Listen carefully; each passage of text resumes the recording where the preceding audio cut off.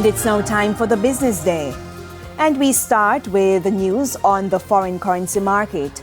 The US dollar is being sold for an average $154.70. $114.34 is the going rate for the Canadian dollar.